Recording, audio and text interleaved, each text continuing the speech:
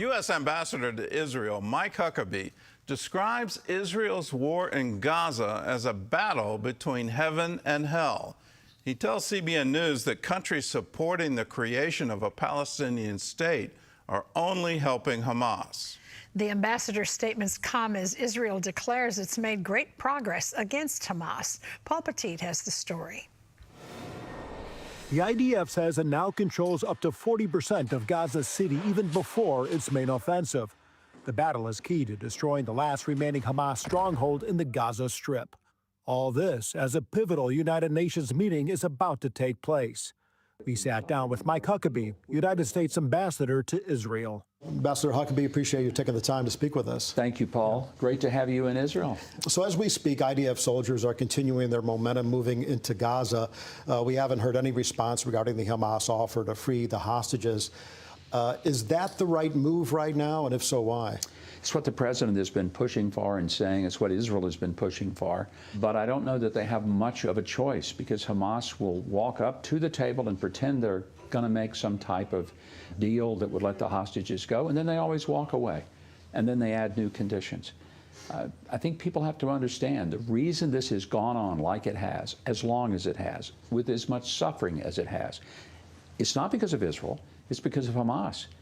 Do you think perhaps Hamas is buying time, knowing that later this month the UN General Assembly will meet? Some countries, UK, as well as Belgium and Canada, will, if they follow through on it, declare a sovereign state? It could be. I think without a doubt, when these European countries started saying they were going to unilaterally declare a Palestinian state, Hamas walked away from all the negotiations that had been going on. They wanted a Palestinian state. Now they might get one for free. How does that muddy the waters then, if in fact they're declared a sovereign state? It was the most insane thing when the European countries did this. First of all, it's a violation of the Oslo Accords. So that's a problem. They can't declare a Palestinian state. They just can't do that. And they also, they haven't defined where the boundaries are, who would lead it, how it would all work out. So it is an exercise in futility. The president said that Israel has, quote, is not winning the war of public opinion. There's a PR problem going on now in the United States, well, across the globe. How does that get countered? How do you fix that? It's a challenge for Israel because the monolithic media is so against them. It's partly because the leftist slant of the media. Now, they've got a lot of people complicit with them. United Nations, who puts out whatever they say through the, quote, Gaza Health Ministry, that's Hamas. If you were the PR consultant for them, what would you tell them?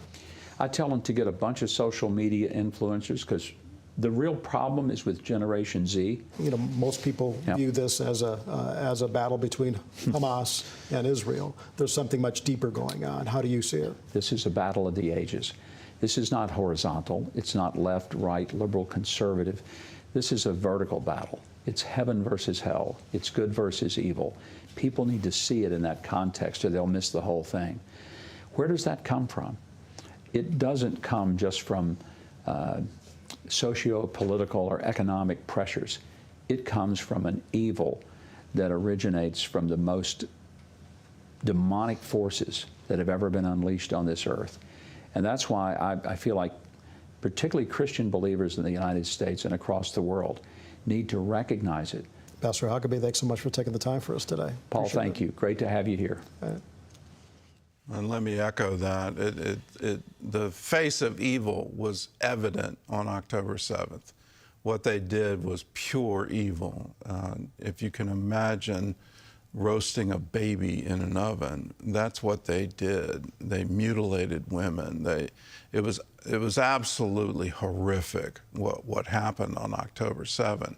Let's not forget that. Let's not forget the face of that evil. Let's also not forget that the goal of Hamas isn't creating a Palestinian state. If that were their goal, that could have been achieved long ago. President Clinton has been very vocal in the past few months about exactly what happened in his negotiations, where he gave Yasser Arafat everything he asked for. He gave them a proposal and forced Israel to agree to it. And at the end of all of that, Arafat refused it. Now, why did he refuse it? He refused it because he knew he would be killed for making peace with Israel, for allowing a world to go forward with the nation of Israel still on the map. That's the goal of Hamas, to wipe Israel off the map. And when they say from the river to the sea, Palestine will be free, that means it's free of Israel. They're not ever talking about a Palestinian state occupying anything. They're talking about the elimination of Israel.